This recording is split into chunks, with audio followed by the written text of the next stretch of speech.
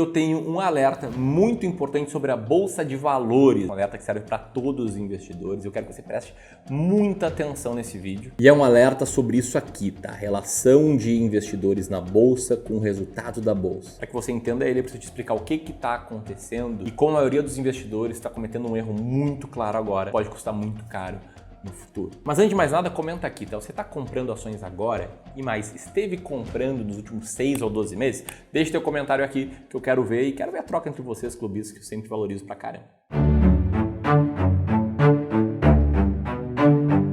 Então, para que você entenda esse alerta, eu preciso contar uma história de burrice de investimentos ou com tomar decisão de investimentos que aconteceu não conosco, investidores brasileiros, mas sim com investidores norte-americanos na década de 2000. E para contexto, tá? A década de 2000 foi uma década muito ruim para a Bolsa de Valores dos Estados Unidos. Tá? O S&P 500, o principal índice de lá, ele caiu cerca de 1% ao ano. E cabe lembrar aqui que foi uma década que começou com o estouro da bolha.com, depois teve a guerra ao terror lá, que começou com os ataques terroristas de 11 de setembro. Depois, quando as coisas estavam se recuperando, no final da década teve a bolha do subprime. Então, no agregado desses 10 anos, na média, os investidores da bolsa que replicaram o índice perderam muito dinheiro. E agora qual o ponto aqui, tá? O S&P 500 ele é o índice. Ele reflete o resultado médio de uma carteira teórica de ações. E mesmo com o índice indo mal, alguns investidores que tomaram boas decisões de investimento, escolheram algumas ações específicas, podem ter tido resultados muito bons. E teve um gestor de investimentos chamado Ken Hibner, que teve um resultado brilhante. O Ken Hibner ele foi gestor daquele que foi o melhor fundo de ações da década, que rendeu cerca de 18% ao ano nesse período. E é para você ter um contexto, tá? Um retorno de 18% ao ano por 10 anos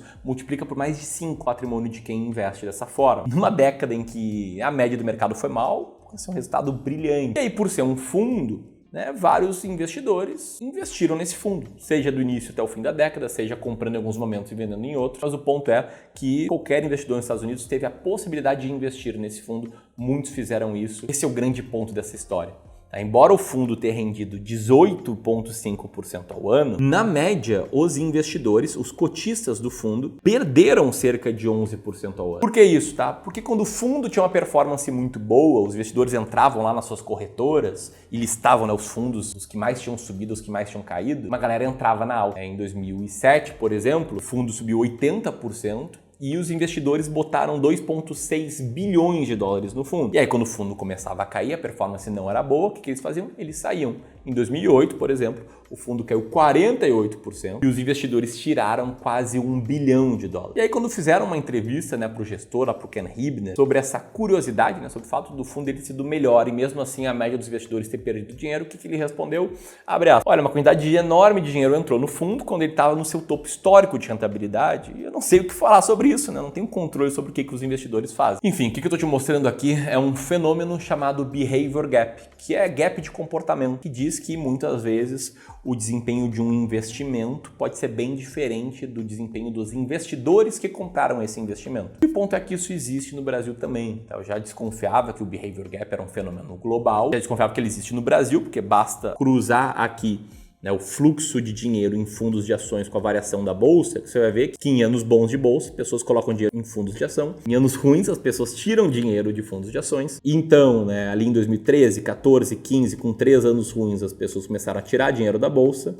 Subiu bastante em 2016, em que as pessoas ainda tinham tirado bastante dinheiro no primeiro semestre, mas depois disso, numa sequência de anos bons, elas passaram a botar muito dinheiro na bolsa, para depois, em uma sequência de anos ruins, e elas passarem a tirar dinheiro da bolsa. E mesmo desconfiando disso, alguns meses atrás eu me reuni aqui com o time do Clube do Valor, nosso time de gestão de investimentos, e a gente decidiu fazer um estudo sobre o Behavior Gap no Brasil. A gente analisou basicamente 3 fundos. O primeiro, um fundo de ações do Itaú, é sempre aberto para aportes, que representa, né, um veículo de um investidor menos sofisticado, nada contra o Itaú, mas na média o investidor mais sofisticado ele procura outras opções de investimentos do que os bancões. E a gente cruzou, né, para o fundo do Itaú os aportes, linhas cinzas aqui, ou resgates, linhas cinzas para baixo, com a performance do fundo nos últimos 18 anos. E fizemos o mesmo com 2 fundos de 2 gestoras independentes para representar veículos em que o investidor mais sofisticado acaba utilizando. Um desses fundos foi o fundo da IP Participações, também, né, sempre aberto para aportes, que nem o fundo do Itaú. E outro foi o fundo da Dynamo, outra gestora independente, cujo fundo tem uma particularidade. Ele nem sempre está disponível para aportes, ele abre esporadicamente. Você pode ver que aportes aconteceram em raras vezes aqui nos últimos 18 anos, que foram vezes em que o gestor falou: galera, ó, o fundo está aberto para aportes, quem quiser investir, investe, tem poucos dias para fazer isso, depois ele fechava para aportes. E aí os investidores podiam resgatar quando eles quisessem. E a gente estudou o behavior gap desses fundos e olha só que interessante, tá? O fundo do Itaú, ele rendeu 9,8% ao ano nesse período,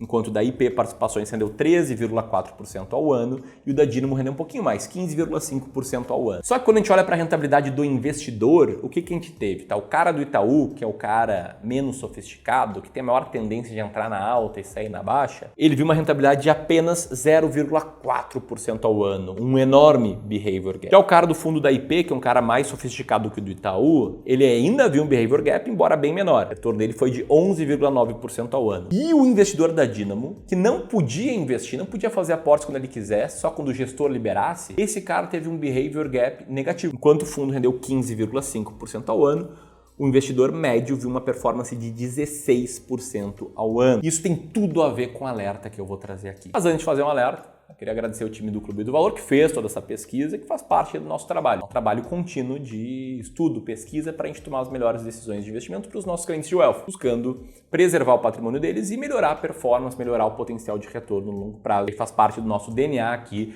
ter estratégias muito claras e muito bem embasadas para investir. Vamos lá para o alerta, tá? O alerta aqui é para você tomar muito, mas muito cuidado para não comprar na alta, assim como tomar muito, mas muito cuidado para não vender na baixa. E mais, tá? Um alerta para você não comprar ações ou bolsa de valores só porque você acha que a bolsa vai subir, ou não vender ações ou bolsa de valores porque você acha que a bolsa vai cair. E sim tomar decisões de compra e de vendas baseados no seu plano de investimentos, na sua estratégia de investimento. O alerta aqui é para você parar de investir sem estratégia, para você entender como investir sem estratégia pode te fazer ficar para trás. É o cara sem estratégia que tirou 26 bilhões de reais da bolsa depois de 3 anos ruins. É o cara sem estratégia que tirou 25 bilhões da bolsa em 2023, sendo que esse saque foi sobretudo no início do ano, que a bolsa estava meio que no 0 a 0. Que quando a bolsa começou a subir, ali de setembro para cá, as pessoas voltaram a botar dinheiro nela. Quer dizer, o investidor médio, ele é viciado em comprar na alta e vender na baixa. Alerta que não é para você deixar de comprar ações porque está perto da máxima histórica ou na máxima histórica, mas sim não investir em ações sem ter estratégia, sem saber quanto investir nelas, sem saber quando comprar e quando vender. Que é o que justamente gera o behavior gap. Lembra aquele estudo que eu acabei de te mostrar? A gente fez uma simulação com como teria sido o investidor que seguiu a nossa estratégia de alocação de ativos e comprou ações somente quando as ações estavam na baixa e vendeu quando as ações estavam na alta. Nesse caso aqui, tá, um investidor individual nos últimos 18 anos teria, por exemplo, vendido um pouquinho de ações ali daquela pernada de alta em 16, 17, 18, comprado ações nas maiores crises, seja a crise do Covid em 20, seja aquela queda forte da bolsa entre 21 e 22, e feito isso, né, em vários momentos no passado. E aí, nos últimos 18 anos, a nossa estratégia, tá? E aqui um rápido disclaimer, não faço uma comparação horizontal, não quer dizer que a gente é melhor que a Dynamo ou que a IP, até porque eu estou comparando o fundo deles com custos com um backtest, sem custos, tá? Então essa comparação aqui não é justa, mas faz comparação vertical. A nossa estratégia teria rendido 17% ao ano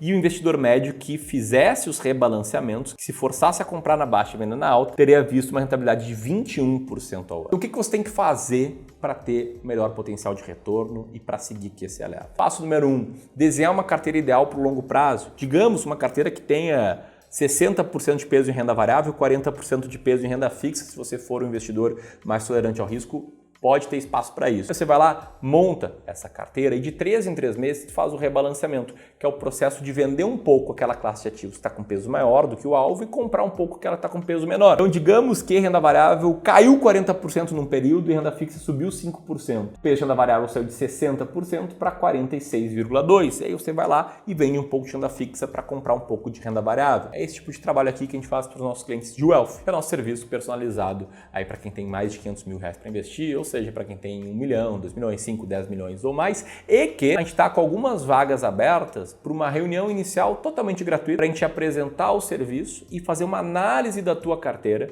te mostrando como é que você está investindo, o que está legal na tua estratégia macro, o que dá para melhorar e o que a gente faria no seu lugar. Essa reunião gratuita, ela funciona como uma amostra grátis do que a gente tem a te oferecer. E eu consegui aqui com o pessoal do Clube do Valor algumas vagas na agenda dos nossos especialistas para quem estiver assistindo esse vídeo. E aí, para isso, basta você apertar nesse botão e preencher um rápido formulário ou o segundo link aqui na descrição. Um grande abraço e até mais!